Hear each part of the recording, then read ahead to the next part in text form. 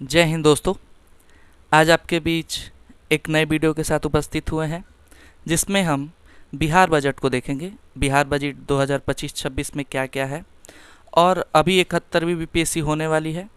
उसके लिए important facts जो हैं, जो एग्ज़ाम में अक्सर पूछे जाते हैं, उन फैक्ट्स को हम इसी वीडियो में यहीं पे याद करने का पूरा प्रयास करेंगे और आप भी हमारे साथ साथ याद करते हुए चलेंगे।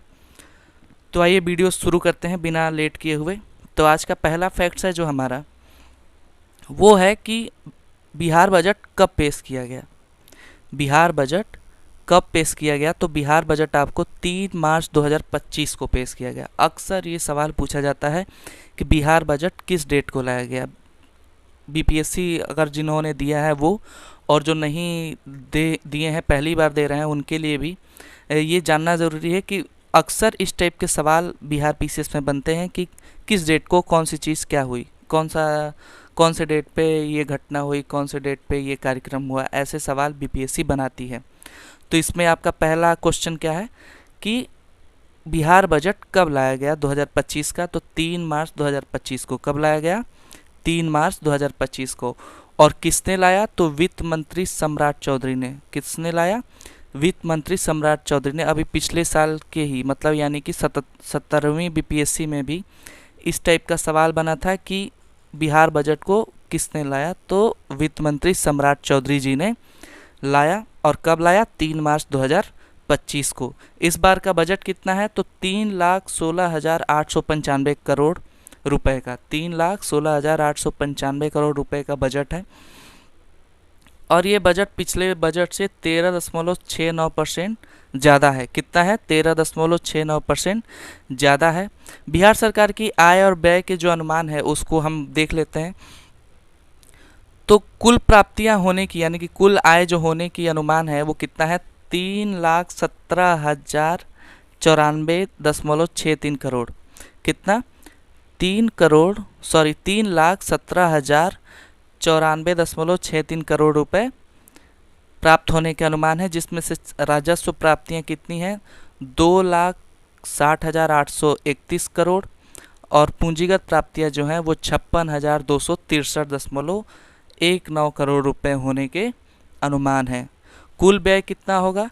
तो कुल व्यय होने का अनुमान जो है वो 3,16,895 करोड़ रुपए है। मतलब प्राप्तियां ज़्यादा हो रही हैं व्यय से। इस बजट के अनुसार व्यय कम हो रहा है और प्राप्तियां ज़्यादा हो रही हैं। तो राजस्व व्यय कितना हो रहा है? तो 2,52,000। और पूंजीगत व्यय कितना हो रहा है? तो 64,894 करोड़। अब राजस्व व्यय, पूंजीगत व्यय, राजस्व प्राप्तियां, पूंजीगत प्राप्तियां, ये सब क्या होती हैं? तो एक लाइन में आपको शॉर्टकट में बता देते हैं कि राजस्व व्यय वे व्यय होते हैं जिनसे किसी पूंजी का निर्माण नहीं होता। मतलब हम पैसा तो खर्च कर रहे हैं लेकिन उससे किसी पूंजी का निर्माण नहीं हो रहा है, तो वो क्या होता है? राजस्व व्यय। पूंजीगत व्यय क्या होता है कि ऐसा व्यय जिससे किसी पूंजी का निर्माण हो, यानी कि कोई ब्रिज बना दिया, कोई रेलवे स्टेशन बना दिया, कोई एयरपोर्ट बना दिया, ये क्या है? पूंजी है। तो ऐसा व्यय जिसके व्यय होने से किसी पूंजी का निर्माण हो तो पूंजीगत व्यय। और ऐसा व्यय जिससे किसी पूंजी का निर्माण ना हो तो वो क्या होता है? राजस्व व्यय होता है। अब राजस्व प्राप्तियां, पूंजीगत प्राप्तियां, इससे भी आपको समझ में आ जा रहा हो। राजस्व प्राप्तियां ऐसी प्राप्तियां होती हैं जिससे किसी पूंजी की कमी ना हो, यानी कि राजस्व प्राप्तियां जैसे कि आपका टैक्स के रूप में जो पैसे आते हैं, इनकम टैक्स हो या कोई भी निगम कर हो, कोई भी टैक्स हो, जीएसटी वगैरह, सब अप्रत्यक्ष प्रत्यक्ष जो भी टैक्स होती हैं, सारी राजस्व प्राप्तियां होती हैं। पूंजीगत प्राप्तियां जिसमें आपको अपनी पूंजी को घटाना पड़े, यानी कि अभी आप देखते हैं कि सरकार के द्वारा एयरपोर्ट बेचे जाते हैं या कोई कंपनी बेची जाती है, तो उससे जो प्राप्त होने वाली आय होती है वो पूंजीगत प्राप्तियां होती हैं। तो समझ में आ गया राजस्व प्राप्तियां क्या होती है, पूंजीगत प्राप्तियां क्या होती है, और राजस्व व्यय क्या होता है, पूंजीगत व्यय क्या होता है। इस बार का जो घाटा रहने वाला है बिहार का, वो देख लेते हैं। तो राजकोषीय घाटा कितना रहने वाला है? तो राजकोषीय घाटा आपका 29,095.43 करोड़ रुपए रहने वाला है, जो जीएसडीपी का 2.98% होने वाला है। कितना? जीएसडीपी का 2.9, मतलब कि जो जीएसडीपी क्या है, मतलब कि जो स्टेट का जीडीपी है, जो स्टेट जीडीपी है उसका 2.98% जो उसकी राजकोषीय घाटा रहने वाली है। राजस्व घाटा कितना रहने वाला है? तो 1121.56 करोड़ रुपए रहने वाला है। और प्राथमिक घाटा कितना रहने वाला है, तो 8569.24 करोड़ रुपए प्राथमिक घाटा रहने वाला है। अब राजकोषीय घाटा कैसे निकालते हैं, राजस्व घाटा कैसे निकालते हैं, प्राथमिक घाटा कैसे निकालते हैं, इसके लिए मैं अलग से एक वीडियो बनाने वाला हूँ, उसमें आप देख सकते हैं। इसका फॉर्मूला भी अभी आपके यूपीएससी के एग्ज़ाम में, इसी यूपीएससी 2025 के यूपीएससी में प्राथमिक घाटा, राजस्व घाटा और राजकोषीय घाटा के फॉर्मूले को भी उन्होंने पूछा था, तो ये इंपॉर्टेंट है, फार्मूला आप तैयार कर सकते हैं उसका। बिहार की जो जीएसडीपी है, मतलब कि बिहार की जो स्टेट जीडीपी है वो कितनी है, तो वो 10,97,264 करोड़ रुपए, कितना, 10,97,264 करोड़ रुपये 2025-26 के लिए। और 2024-25 के लिए कितनी थी, तो 9,76,517 करोड़ रुपए, 9,76,517 करोड़ रुपए। अब कुल व्यय में जो व्यय कितना हो रहा है, 3,16,895 करोड़ रुपए इतना व्यय हो रहा है। तो उसमें से व्यय कहाँ कहाँ हो रहा है, तो वो देखेंगे। तो जो योजना पे व्यय होगा, योजना पे जो खर्च होगी, वो 1,16,759 करोड़ रुपए, 1,16,759 करोड़ रुपए। और जो गैर योजना मद पर जो व्यय होगा, वो आपका 2,01,35 करोड़ रुपए खर्च होगा। कितना होगा, 2,01,35 करोड़ रुपए खर्च होगा। ठीक है, इसको हमने देख लिया। अब हम आगे देखते हैं, ये भी महत्वपूर्ण है कि रुपया जो आता है, ये जो 3,16,895 करोड़ रुपए का जो बजट बना है सरकार का, ये बजट में रुपया आता कहाँ से है और रुपये जाता कहाँ है, मतलब किस योजना पे, किस क्षेत्र में ज़्यादा पैसा खर्च होता है, किस क्षेत्र से ज़्यादा पैसा बिहार सरकार को आती है, ये हम देखेंगे। तो पैसा आने में जो पहला क्षेत्र है वो केंद्रीय करों में राज्य का अंश। पहले नंबर पे जो सबसे ज़्यादा पैसा आता है वो कहाँ से आता है, केंद्रीय करों से। मतलब कि केंद्र सरकार कर की वसूली करती है, जैसे कि जीएसटी हो गया, और भी कई सारे कर हैं, इनकम टैक्स वगैरह, ये सब कौन वसूली करता है, केंद्र सरकार करती है। और जो सरकार वसूली करती है टैक्स का, वो राज्यों में बांटती है। तो राज्यों में बांटने पे वो उस हिसाब से बिहार को भी कुछ परसेंटेज मिलेगा उसका। तो बिहार को कितना परसेंटेज मिल रहा है, तो 43.68%। कितना अपने कुल बजट का, कितना अपने, अगर इसके बजट 100 रुपये का है तो उसका 43% यानी कि 43 रुपये कहाँ से आ रहे हैं, तो आपके केंद्रीय करों से आ रहा है। कहाँ से आ रहा है, केंद्रीय करों से। दूसरे नंबर पे है राज्य सरकार के कर राजस्व। अब बिहार के जो कर राजस्व हैं, बिहार सरकार जो कर वसूलती है, उससे दूसरे नंबर पे पैसा आता है। वो कितना आता है, 18.77, मतलब बजट का कुल 18.77% पैसा कहाँ से आता है, राज्य सरकार के खुद के कर राजस्व से आता है। तो अब 100 रुपये अगर मान लीजिए बजट है, तो उसका 18 रुपये कहाँ से आ रहा है, बिहार के खुद के कर राजस्व से आ रहा है। ठीक है, तीसरे नंबर पे है लोक ऋण। मतलब बिहार सरकार जो है वो कुछ ऋण भी लेती है, उधार लेती है, उससे कितना आ रहा है, 17.58%। मतलब कि 100 रुपये अगर बजट है तो उसका 17 रुपये कहाँ से आ रहा है, ऋण से आ रहा है। और केंद्र सरकार कुछ राज्य सरकारों को सहायता अनुदान भी देती है, मतलब कुछ पैसा तो करों के हिस्सों के रूप में देती है और कुछ अनुदान के रूप में देती है उनकी सहायता करने के लिए। तो वो कितना आ रहा है, 17.21%। तो सबसे ज़्यादा किससे आ रहा है, केंद्रीय करों से, दूसरा राज्य सरकार के कर राजस्व से, तीसरा उधारी से, और चौथा केंद्र सरकार के अनुदान से। तो टोटल कितने हो गए, तो टोटल जो हमने देख लिया वो आपका जो अगर 100% कर राजस्व, 100% अगर बजट है तो उसमें सबसे ज़्यादा केंद्रीय करों से, दूसरे नंबर पे राज्य सरकार के कर राजस्व से, तीसरे नंबर पे उधार से, और चौथे नंबर पे केंद्र सरकार के सहायता अनुदान से। अब आगे देखते हैं कि ये रुपए जाते कहाँ हैं। रुपया कहाँ से आता है वो तो हमने देख लिया कि रुपया कहाँ से आता है, और जाता कहाँ है, मतलब सबसे ज़्यादा खर्च कहाँ होता है, तो सामाजिक सेवाओं पे बिहार सरकार सबसे ज़्यादा खर्च करती है। 39.80% अपने बजट का कहाँ खर्च करती है, सामाजिक सेवा पे खर्च करती है। दूसरे नंबर पे है सामान्य सेवाएं। सामान्य सेवाओं पे 28.94% बजट का पैसा कहाँ खर्च करती है, सामान्य सेवाओं पे खर्च करती है। और तीसरे नंबर पे आर्थिक सेवा, 23.58%, मतलब 23.58% अपने बजट का आर्थिक सेवाओं पर खर्च करती है। ये तो मुख्य रूप से होगा, बाकी छोटे मोटे खर्च हैं वो आप देख सकते हैं, सहायता अनुदान, अंशदान, लोक ऋण की वापसी, और ऋण और पेंशन भोगियों पे ये सब 0.49% इस तरीके से खर्च होते हैं। अब आगे देखेंगे कि बिहार को केंद्र सरकार से कुछ सहायता अनुदान के रूप में भी पैसे खर्च होते हैं, मिलते हैं। तो 15वें वित्त आयोग से कितने रुपए मिले, तो 9,204.96 करोड़ रुपए मिले। कितने मिले? 15वें वित्त आयोग से 9,204.96 करोड़ रुपए मिले। अब आगे देखते हैं, तो बिहार बजट में जो क्या क्या घोषणाएं की गई हैं सरकार की तरफ से बिहार की जनता के लिए, बिहार के विभागों के लिए, बिहार की जो कृषि है, हर तरीके की पर्यटन, जो भी उनकी घोषणाएं की गई हैं उसको हम देखते हैं मुख्य मुख्य क्या घोषणाएं रही हैं।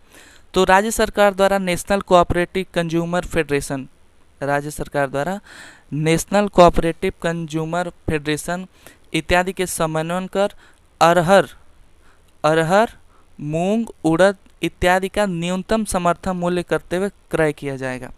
मतलब बिहार की एक राज्य सरकार द्वारा उसकी एक कंज्यूमर फेडरेशन है NCCF, उससे बिहार सरकार समन्वय करेगी और अरहर, मूंग, उड़द जो भी दालें होती हैं, दलहन होती है, उनका MSP वो तय करेगी। MSP यानी कि न्यूनतम समर्थन मूल्य, यानी कि उससे कम मूल्य पे इन वस्तुओं को नहीं खरीदा जा सकता। न्यूनतम समर्थन मूल्य क्या होता है कि अगर अरहर की दाल 100 रुपये केजी फिक्स कर दी सरकार उसका MSP, तो आप 100 रुपये से नीचे उस दाल को नहीं खरीद सकते। यही MSP होती है किसी भी वस्तु का।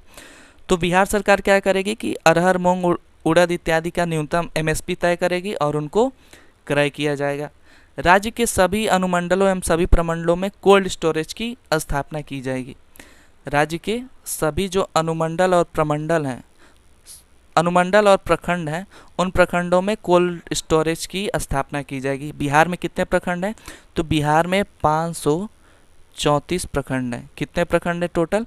534 प्रखंड हैं।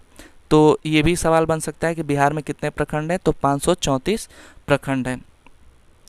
बिहार राज्य सब्जी प्रसंस्करण एवं बिहार विपणन फेडरेशन द्वारा सुधा के तर्ज पर संयुक्त रूप से राज्य के सभी प्रखंड एवं प्रखंड स्तरों पर तरकारी सुधा आउटलेट खोला जाएगा। मतलब कि राज्य सरकार अभी सभी प्रखंडों में क्या करेगी? एक तरकारी सुधा आउटलेट खोलेगी। क्या करेगी? सभी प्रखंडों में प्रखंड स्तर पर तरकारी सुधा आउटलेट खोला जाएगा जहां सब्जियों का विपणन होगा, मतलब सब्जी बेचे और खरीदे जाएंगे। अब अगला देखते हैं कि राज्य के प्रत्येक पंचायत में गरीब कन्याओं के विवाह हेतु राज्य सरकार कन्या विवाह मंडप का निर्माण कराएगी। कन्या विवाह मंडप का निर्माण किस स्तर पे होगा? तो पंचायत स्तर पे। प्रत्येक पंचायत में एक कन्या विवाह मंडप का निर्माण किया जाएगा जिसका संचालन महिला स्वयं समूहों द्वारा किया जाएगा। किसके द्वारा किया जाएगा? तो महिला स्वयं समूहों द्वारा उसका संचालन किया जाएगा। तो पहला हमने देख लिया कि MSP तय करेगी अरहर, मूंग, उड़द का, उनके फिर क्रय किया जाएगा, फिर प्रखंड स्तर पर तरकारी सुधा आउटलेट खोला जाएगा। अब अगला है कि कन्या विवाह मंडप को प्रत्येक पंचायत में पंचायत स्तर पर खोला जाएगा और महिला स्वयं समूहों द्वारा इसको चलाया जाएगा। पटना में महिला हाट की भी स्थापना की जाएगी। क्या किया जाएगा? पटना में महिला हाट की स्थापना की जाएगी। राज्य के सभी शहरों में महिलाओं के लिए पिंक टॉयलेट का स्थापना की जाएगी। राज्य के सभी शहरों में पिंक टॉयलेट की स्थापना की जाएगी। राज्य के प्रमुख शहरों में सिर्फ महिलाओं के लिए पिंक बस का परिचालन किया जाएगा। सिर्फ महिलाओं के लिए क्या किया जाएगा? पिंक बस की संचालन किया जाएगा। उद्यमिता विकास संस्थान का जीर्णोद्धार कर इसे सेंटर ऑफ एक्सीलेंस के रूप में स्थापित किया जाएगा। उद्यमिता और विकास संस्थान जो है उसको सेंटर ऑफ एक्सीलेंस के रूप में स्थापित किया जाएगा। गुड़ के लिए एक सेंटर ऑफ एक्सीलेंस की स्थापना पूसा समस्तीपुर में किया जाएगा। तो सवाल बन सकता है कि गुड़ के लिए सेंटर ऑफ एक्सीलेंस की स्थापना कहाँ की जाएगी? तो वो है आपका समस्तीपुर। कहाँ किया जाएगा? समस्तीपुर में किया जाएगा। राज्य के प्रमुख शहरों में कामकाजी महिलाओं को स्वस्थ एवं सुरक्षित वातावरण उपलब्ध कराने के दृष्टिकोण से कामकाजी महिला छात्रावास की स्थापना किया जाएगा। जो राज्य के प्रमुख शहर हैं और वहाँ पे जो काम करने वाली महिलाएं हैं उनके लिए कामकाजी महिला छात्रावास की भी स्थापना की जाएगी। क्या किया जाएगा? कामकाजी महिला स्थापना की जाएगी। वर्ग 1 से 10 तक के समान श्रेणी के छात्रों के लिए छात्रवृत्ति दर को दोगुना किया जाएगा। जो क्लास 1 से क्लास 10 तक के बच्चे हैं, क्लास 1 से क्लास 10 तक के समान श्रेणी के बच्चे हैं, उसमें अल्पसंख्यक भी आएंगे। उनकी जो छात्रवृत्ति की दर है उसको दोगुनी कर दी जाएगी। यानी कि अगर अभी 100 रुपये मिल रहे होंगे उनको छात्रवृत्ति, तो कितनी कर दी जाएगी? अब 200 रुपये कर दी जाएगी। निजी क्षेत्र के सहयोग से राज्य में नए निजी मेडिकल कॉलेज संचालित किए जाएंगे जो पीपीपी मॉडल पे होंगे, ठीक है, पब्लिक प्राइवेट और पार्टनरशिप के आधार पे। कैंसर जैसी गंभीर बीमारी को रोकथाम हेतु बिहार कैंसर केयर सोसाइटी की स्थापना की जाएगी। किसकी स्थापना की जाएगी? बिहार कैंसर केयर सोसाइटी की स्थापना की जाएगी। साथ ही बेगूसराय में एक कैंसर अस्पताल की स्थापना की जाएगी। तो कैंसर अस्पताल की स्थापना कहाँ की जाएगी? तो आपके बेगूसराय में की जाएगी। कैंसर अस्पताल की स्थापना कहाँ की जाएगी? बेगूसराय में की जाएगी। बिहार के सभी प्रमंडलों में राष्ट्रीय मानकों के अनुरूप खेल अवसंरचना का निर्माण कार्य प्रारंभ किया जाएगा। प्रत्येक प्रखंड में एक आउटडोर स्टेडियम की उपलब्धता भी सुनिश्चित की जाएगी। मतलब खेल इंफ्रास्ट्रक्चर की भी शुरुआत की जाएगी बिहार में। और प्रत्येक प्रखंड में किस स्तर पे? प्रखंड के स्तर पे एक आउटडोर स्टेडियम की उपलब्धता सुनिश्चित की जाएगी। बिहार में ग्रीन डेवलपमेंट फंड हरित बिहार समृद्ध बिहार की हमारी दृष्टि का भी प्रतिनिधित्व करता है। पर्व त्यौहार विशेषकर महिलाओं द्वारा संचालित छठ पूजा के अवसर पे, अभी आपका छठ पूजा आने वाला है, तो ये सवाल बन सकता है कि छठ पूजा के अवसर पे धार्मिक पर्यटन योजना की शुरुआत की जाएगी। तो पूछा जाएगा कि धार्मिक पर्यटन योजना की शुरुआत किस त्यौहार पे किया जाएगा? तो कब किया जाएगा? छठ पूजा के अवसर पे। पूर्णिया हवाई अड्डा का निर्माण किया जा रहा है जिसे शीघ्र ही चालू किया जाएगा। किस हवाई अड्डे को? पूर्णिया हवाई अड्डे को। अगला है कि वित्तीय वर्ष 2025-26 में मौसम संबंधित जो जोखिम होती हैं, जो मौसम संबंधित जोखिम और आपदाएं होती हैं, उनको कम करने के उद्देश्य से एक सुदृढ़ एवं सक्षम multi hazard early warning system, मतलब कि MHEWS सिस्टम बनाई जाएगी, जो कि जो प्रथम चरण में पश्चिमी चंपारण जिला तथा भागलपुर जिले में उनकी स्थापना की जाएगी। तो प्रथम चरण में कहाँ का? पश्चिमी चंपारण जिला और भागलपुर जिलों में इनकी स्थापना की जाएगी। क्या है ये? तो आपदाओं की जो जोखिम होते हैं, अभी आप देख रहे हैं कितनी आपदाएं हैं, बिहार हो या अभी कश्मीर हो या कोई भी, बहुत सारे ऐसे जो भी बाढ़ प्रभावित क्षेत्र हैं, वहाँ आपदाओं की श्रृंखला बनी हुई है। रोज़ पर रोज़ एक नई नई आपदा देखने को मिल रही है। तो इनको कम करने के लिए या इनको देखने के लिए, वार्निंग सिस्टम बनाने के लिए पहले चरण में पश्चिमी चंपारण और भागलपुर में इनकी स्थापना की जाएगी। वित्तीय वर्ष 2025-26 में निबंधन की प्रक्रिया को राज्य के सभी निबंधन कार्यालयों में पूर्णतः पेपरलेस किया जाएगा। मतलब कि अब राज्य के सभी जो कार्यालय हैं जहाँ पे निबंधन होता है उनको पेपरलेस किया जाएगा, यानी कि वहाँ पे कंप्यूटर सिस्टम लागू किया जाएगा। अब देखेंगे आगे हम कि जो बजट है हमारा, उसमें विभागावार क्या क्या उनमें प्रस्ताव है। मतलब कृषि विभाग को क्या मिला है, पर्यटन विभाग को क्या मिला है, ऐसे ही जल संसाधन विभाग, पशु विभाग, जो भी विभाग हैं उनको क्या चीज़ मिला है, इसको देखते हैं। तो पहला है हमारा कृषि विभाग। तो कृषि विभाग में जलवायु अनुकूल कृषि के क्षेत्र में उत्कृष्ट कार्य करने हेतु इंडिया वाटर फाउंडेशन संस्थान, एक संस्थान है इंडिया वाटर फाउंडेशन संस्थान, उनके द्वारा बिहार को वाटर ट्रांसवर्सलिटी ग्लोबल अवार्ड 2024 से सम्मानित किया गया है। बिहार को वाटर ट्रांसवर्सलिटी ग्लोबल अवार्ड 2024 से सम्मानित किया गया। कौन सम्मानित किया है? तो इंडिया वाटर फाउंडेशन संस्थान। इंडिया वाटर फाउंडेशन संस्थान ने बिहार को ग्लोबल अवार्ड 2024 से सम्मानित किया है। ठीक है, आगे चलते हैं। बिहार में चतुर्थ कृषि रोड मैप, बिहार सरकार है वो कृषि के लिए रोड मैप निकालती है। तो अभी कौन सा है? तो चतुर्थ कृषि रोड मैप के अंतर्गत वित्तीय वर्ष 2025-26 में कृषि के विकास हेतु बिहार मिलेट मिशन का गठन तथा आम, मशरूम, टमाटर, आलू, प्याज इत्यादि के लिए सेंटर ऑफ एक्सीलेंस स्थापित किया जाएगा।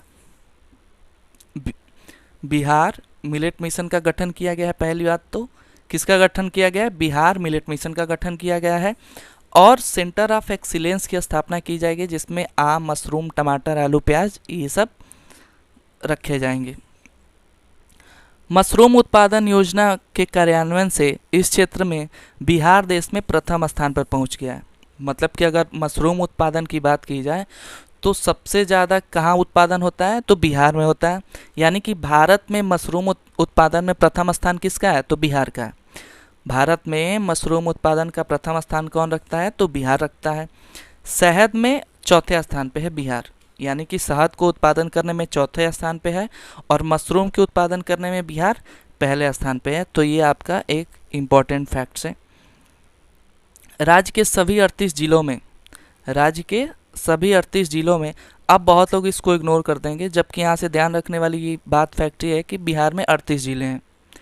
बीपीएससी का कुछ भरोसा नहीं, कुछ भी पूछ सकती है, तो आपको छोटा मोटा फैक्ट्स जो ज़रूरी लगता है उसको याद करते चलें कि जो बिहार के बाहरी प्रदेशों के छात्र हैं वे इन चीज़ों को याद कर सकते हैं कि बिहार में कितने ज़िले हैं? 38 ज़िले हैं। तो बिहार के अनुकूल कृषि कार्यक्रम के तहत 190 गाँव को जलवायु अनुकूल मॉडल कृषि गाँव के रूप में विकसित किया जा रहा है। बिहार के 190 गाँव को जलवायु अनुकूल मॉडल कृषि गाँव के रूप में विकसित किया जा रहा है। राज्य में पोषक अनाजों पर अनुसंधान एवं प्रसार के लिए टनकुप्पा गया में तथा विदुपुर वैशाली में पान के लिए सेंटर ऑफ एक्सीलेंस, किसके लिए? पान के लिए सेंटर ऑफ एक्सीलेंस की स्थापना किया जा रहा है। पान के लिए सेंटर ऑफ एक्सीलेंस की स्थापना कहाँ कहाँ की जा रही है? तो गया और वैशाली में। गया और वैशाली में पान के लिए सेंटर ऑफ एक्सीलेंस की स्थापना की जा रही है। अब आगे चलते हैं पशु एवं मत्स्य संसाधन विभाग। पशु एवं मत्स्य संसाधन विभाग। तो अब बिहार में एक नई सेवा चालू की गई है जिसमें डोर स्टेप पशु चिकित्सा सेवा, इस सेवा की क्या नाम है? डोर स्टेप पशु चिकित्सा सेवा।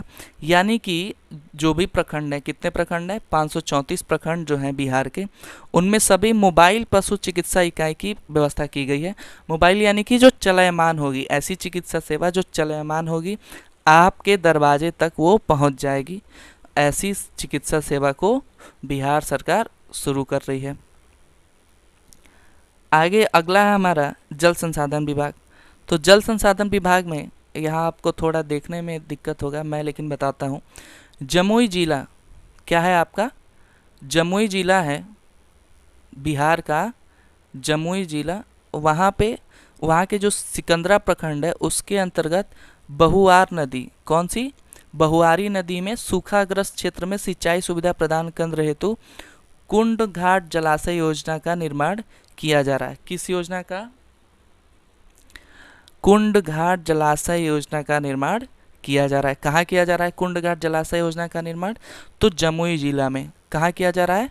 तो जमुई जिला में किया जा रहा है इसको। और कौन सा प्रखंड, कौन सी नदी है? तो बहुआर नदी। बहुआर नदी में कुंड घाट जो जलाशय योजना है इसकी निर्माण किया जा रहा है, जो कि आपके जमुई जिला में हो रहा है। ठीक है। जल जीवन हरियाली अभियान के अंतर्गत भभुआ और मोहनिया शहरों के लिए दुर्गावती जलाशय से पेयजल उपलब्ध कराने का कार्य प्रगति में है। भभुआ और मोहनिया दो जगह हैं जहाँ पे दुर्गावती जलाशय से पेयजल उपलब्ध, मतलब पीने के योग्य जो पानी है वो उपलब्ध कराया जाए। किस जलाशय से? दुर्गावती जलाशय से। किन शहरों को? भभुआ और मोहनिया को। ठीक है, आगे चलते हैं। देखिए इसमें बहुत सारे फैक्ट दिए हुए हैं, लेकिन जो आपकी ज़रूरी है सिर्फ मैं उसी को बता रहा हूँ। तो अगला है आपका कोसी मेची लिंक परियोजना प्रस्तावित है। कोसी मेची, तो कोसी नदी आपको पता ही है कि बिहार का शोक भी कहा जाता है और बहुत ज़्यादा उपद्रव मचाती है बिहार में। बहुत सारे एरिया, हर साल बहुत सारे एरिया उसमें कटान होता है, बह जाते हैं। और दूसरा जो मेची है, मेची नदी जो है ये महानंदा की सहायक नदी है। मेची जो है वो आपकी महानंदा की सहायक नदी है। तो यहाँ से ये सवाल बन सकता है कि मेची किसकी सहायक नदी है? तो महानंदा की सहायक नदी है। तो कोसी और मेची को जोड़ने की बात की जा रही है, कोसी को मेची से जोड़ा जा रहा है। ठीक है, अब आगे चलते हैं हम। ग्रामीण विकास विभाग। तो बिहार सरकार की महत्वाकांक्षी परियोजना जीविका, एक बिहार सरकार की परियोजना है, क्या नाम है उसका? जीविका है। ये महिलाओं के विकास, सशक्तिकरण एवं ग्रामीण गरीबी के उन्मूलन हेतु कार्य करता है। ये जो जीविका है ये क्या काम करता है? तो महिलाओं के विकास, सशक्तिकरण एवं ग्रामीण विकास के उन्मूलन हेतु कार्य करता है। इसके तहत अब तक 150 जीविका दीदियों को उद्यम विकास किया गया है। अभी तक कितना कार्य किया गया है? तो 150 जीविका दीदियों के लिए काम किया गया है। वर्तमान में जीविका परियोजना जो है, इसके द्वारा सरस मेले का आयोजन सिर्फ राज्य की राजधानी पटना में किया जाता था, पर अब ऐसी व्यवस्था किया जा रहा है कि आने वाले समय में सरस मेले का आयोजन सभी जिले मुख्यालयों में किया जाएगा। तो पहला सवाल ये बन रहा है कि सरस मेले का आयोजन कहाँ किया जाता है? तो पटना में। पिछली बार भी मेले पे 2 से 3 सवाल बने थे, तो इस बार भी आप देख सकते हैं कि सवाल बनने के चांसेस हैं। तो सरस मेले का आयोजन कहाँ किया जाता है? तो पटना में, जो कि राज्य की राजधानी है।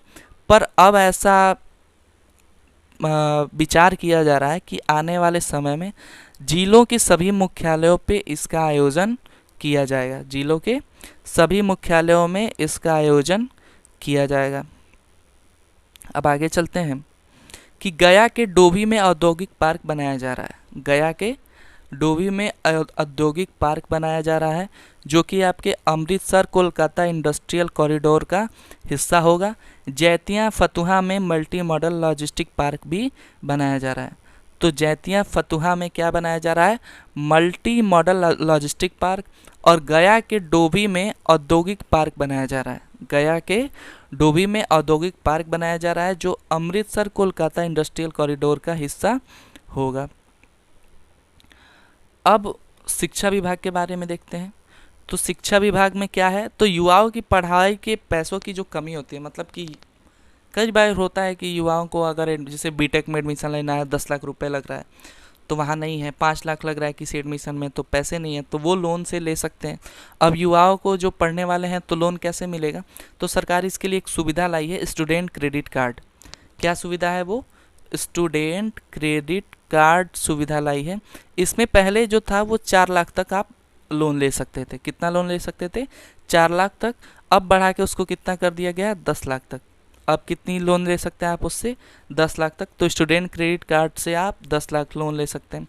वैसे ही केंद्रीय बजट में इस बार एक लाया गया था किसान, जैसे कि पहले से भी है, आप जानते होंगे, किसान क्रेडिट कार्ड होता है। एक क्रेडिट कार्ड होता है जिसमें किसान भाई जो होते हैं वे उस पर लोन ले सकते थे। तो पहले कितना ले सकते थे?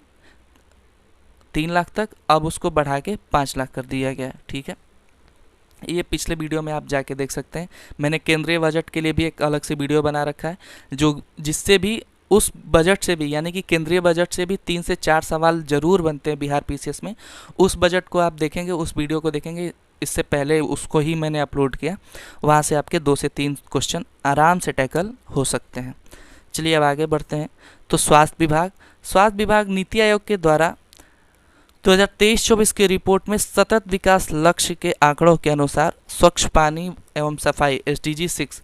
अब बताएं सतत विकास लक्ष्य कितना है? तो सतत विकास लक्ष्य जो है वो आपके 17 है। सतत विकास लक्ष्य कितने हैं? 17 है। तो उसमें स्वच्छ पानी एवं सफाई के मामले में बिहार का स्थान जो है वो कितना है? तो 98 स्कोर के साथ तीसरा रहा है। बिहार स्वच्छ पानी और सफाई के मामले में देश में तीसरे स्थान पे है SDG 6 में। ठीक है, आगे बढ़ते हैं। NFHS 5 के अनुसार संस्थागत प्रसव का दर 2019-20 में 76.2% हो गया है।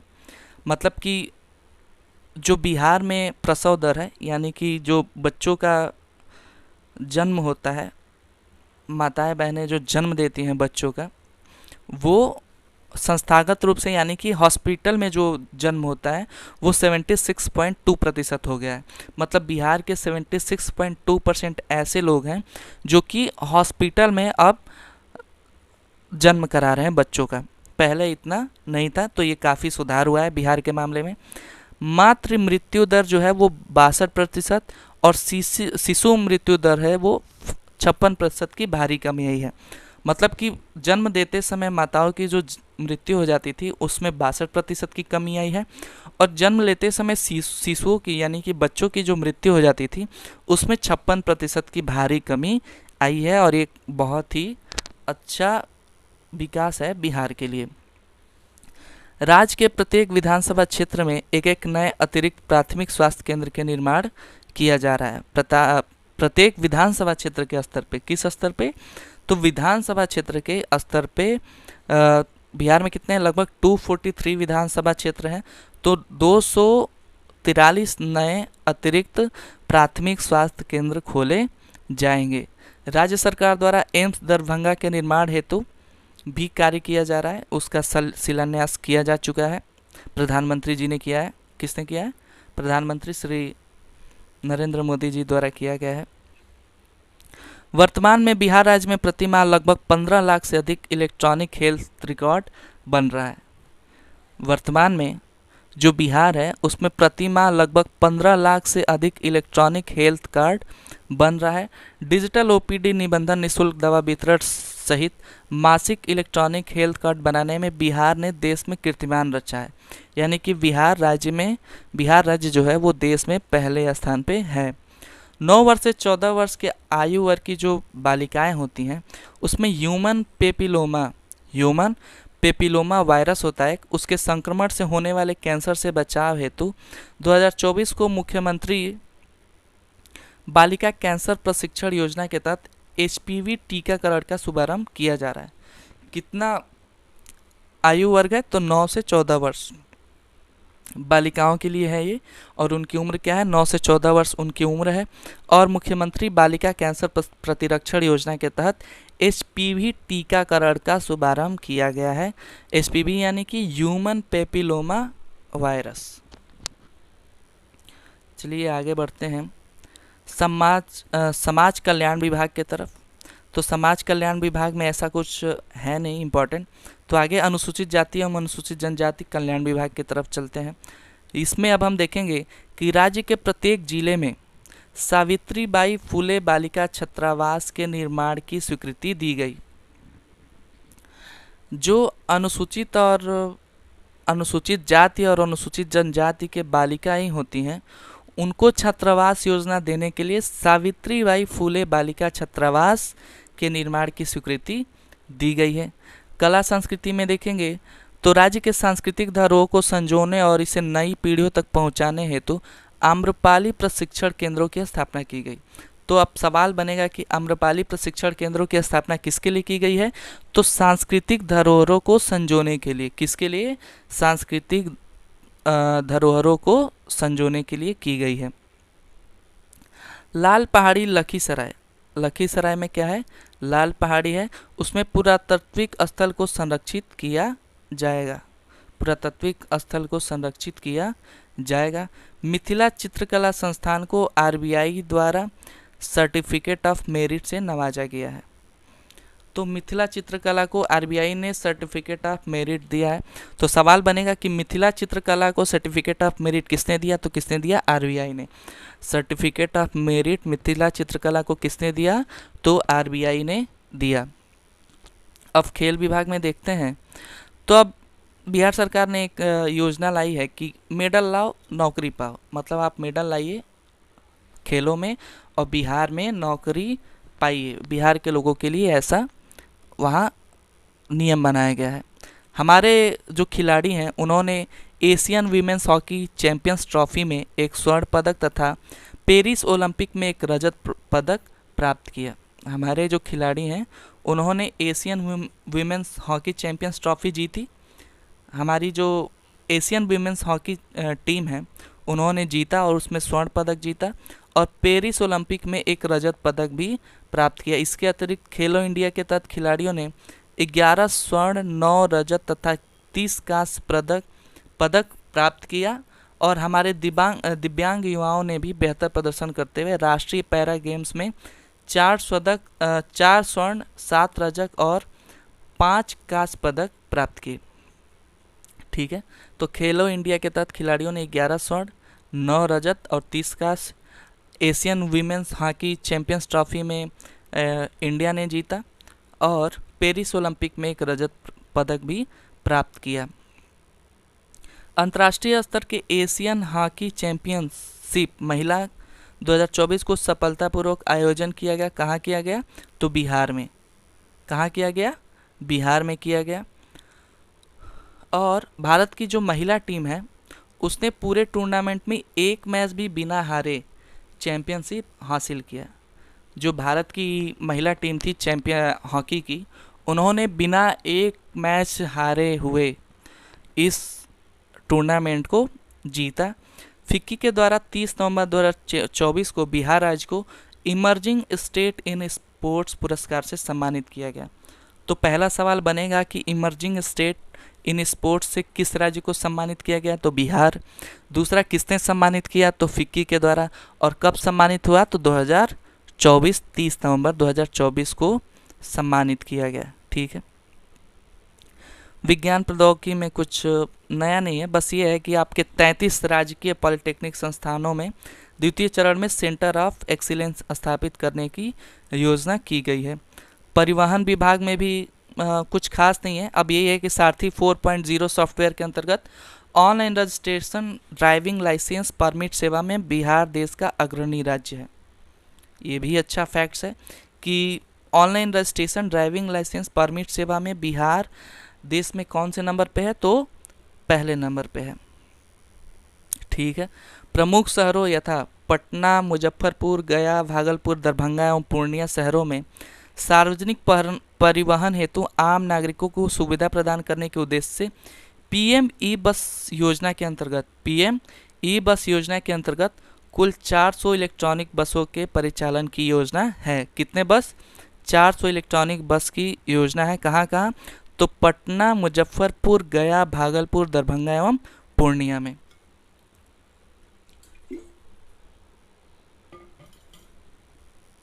अब आगे चलते हैं।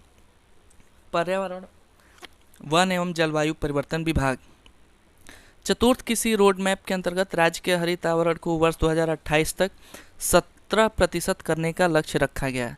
वर्ष 2028 तक कितना करने का लक्ष्य रखा गया है? तो 17%। तो सवाल बन सकता है, या फिर पिछले बार का जो पेपर है वो फैक्चुअल ज़्यादा था, तो इस बार के क्वेश्चन ज़्यादा थ्योरेटिकल रहने के चांसेस हैं। तो उसमें एक ऑप्शन बन सकता है कि बिहार सरकार 2028 तक बिहार की जो हरित आवरण है उसको 17% करने का लक्ष्य रखा है। तो ये अब सही है कि गलत? तो अगर आपको पता है कि 17% रखने का लक्ष्य है तो आप इसको सही मार के आएंगे। एक पेड़ माँ के नाम के तहत अब तक 3.89 करोड़ पौधों का रोपण किया जा चुका है बिहार में। वाल्मीकि व्याघ्र आरक्षण बेतिया में बाघों की संख्या में एक दशक में लगभग 7 गुना की वृद्धि हुई है। कितनी वृद्धि हुई है? लगभग 7 गुना वृद्धि हुई है। वर्ष 2010 में 8 से वर्ष 2022 में लगभग 54 हो गए हैं। वर्ष 2010 में वाल्मीकि जो व्याघ्र आरक्षण वाल्मीकि टाइगर रिजर्व जो था उसमें 8 बाघ थे, अब वो बढ़ के कितने हो गए हैं? तो 54 हो गए हैं।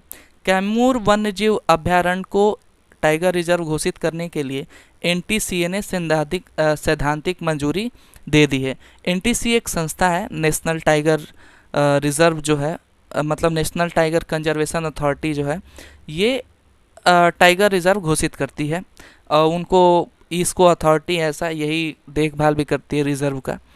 तो इसने कैमूर वन्यजीव अभ्यारण्य को टाइगर रिजर्व घोषित करने के लिए मंजूरी दे दी है। मतलब कि हो सकता है कि अगला आपका जो टाइगर रिजर्व हो वो कैमूर वन्यजीव अभ्यारण्य हो।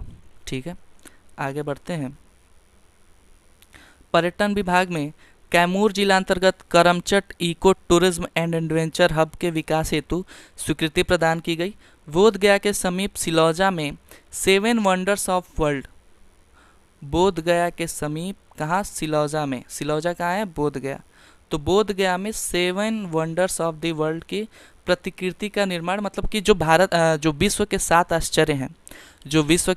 आश्चर्य हैं उनकी प्रतिकृति का निर्माण बोधगया में, मतलब सेम हूबहू वैसी आकृतियाँ बिहार के बोधगया में बनाई जाएंगी। बोधगया के कहाँ? सिलौजा में। बोधगया के सिलौजा में 7 वंडर्स ऑफ वर्ल्ड का निर्माण किया जाएगा। मेरा प्रखंड मेरा गौरव प्रतियोगिता का आयोजन पर्यटन विभाग द्वारा किया जा रहा है। तो मेरा प्रखंड मेरा गौरव प्रतियोगिता का आयोजन कौन कर रहा है? तो पर्यटन विभाग कर रहा है। अब आगे बढ़ेंगे तो गृह विभाग में बिहार में पुलिस बल में महिलाओं की भागीदारी पूरे देश में सबसे अधिक है। महिलाओं की भागीदारी बिहार में पुलिस बल में जो है वो पूरे देश में सबसे अधिक है। यानी कि जो पूरे देश की महिलाएं हैं, जैसे कि यूपी में पुलिस में महिलाएं हैं, एमपी में पुलिस में महिलाएं हैं, दिल्ली में पुलिस में महिलाएं हैं, इनकी जो परसेंटेज है या जो भागीदारी है वो बिहार से कम है। यानी कि सबसे ज़्यादा भागीदारी कहाँ है? बिहार में। बिहार में अगर 1,10,000 पुलिस हैं तो उसमें से 30,000 से अधिक सिर्फ महिलाएं हैं। तो एक बड़ी उपलब्धि है वहाँ की महिलाओं के लिए ये।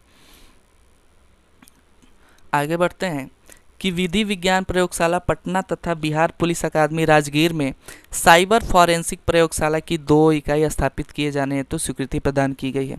तो कौन कौन मिलकर कर रहा है? तो विधि विज्ञान प्रयोगशाला पटना और बिहार पुलिस अकादमी राजगीर मिलकर कर रही है। आकांक्षी जिला कार्यक्रम में नीति आयोग द्वारा राज्य के 13 आकांक्षी जिलों को अब तक कुल 225.93 करोड़ रुपए की राशि दी जा चुकी है। बेगूसराय जिला को प्रथम रैंक एवं नवादा सीतामढ़ी जिला को तृतीय रैंक प्राप्त हुआ है। किसमें?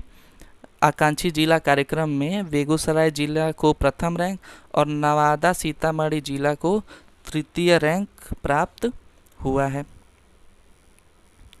अब आगे देखते हैं कि बजट जो आया है बिहार का 2025-26, इसमें सबसे ज़्यादा किन किन विभागों का आवंटन किया गया है? तो सबसे ज़्यादा जो इसमें आवंटन है वो शिक्षा विभाग को किया गया है, 60,964 करोड़ रुपए। तो ये बहुत ही इम्पॉर्टेंट फैक्ट्स है कि शिक्षा विभाग को 60,964.87 करोड़ रुपए बिहार सरकार ने दी हुई है। स्वास्थ्य विभाग को दूसरे नंबर पे है, गृह विभाग तीसरे नंबर पर, ग्रामीण विकास विभाग चौथे नंबर पे और ऊर्जा विभाग 5वें नंबर पे। इसमें याद करने योग्य ये बात है कि शिक्षा विभाग पहले नंबर पे है। बजट में वर्ष 2025-26 के लिए महत्वपूर्ण योजना पर बजट आवंटन। तो समग्र शिक्षा या सर्व शिक्षा अभियान पे सबसे ज़्यादा 8,939.21 करोड़ रुपए, मनरेगा पर 5,392। मतलब कि अगर योजना पर देखा जाए या विभाग पे देखा जाए, दोनों जगह पे शिक्षा ही 1 नंबर पे है बिहार में। ये बिहार के युवाओं के लिए, बिहार के लोगों के लिए सबसे ही महत्वपूर्ण चीज़ है। तो इस तरीके से हमने बिहार बजट की जो महत्वपूर्ण फैक्ट्स हैं जो कि एग्ज़ाम के लिए ज़रूरी हैं, जो अक्सर पूछे जाते हैं, उनको देख लिया। ऐसे तो बहुत सारे फैक्ट्स हैं पर इम्पॉर्टेंट फैक्ट्स को हमने देख लिया। धन्यवाद।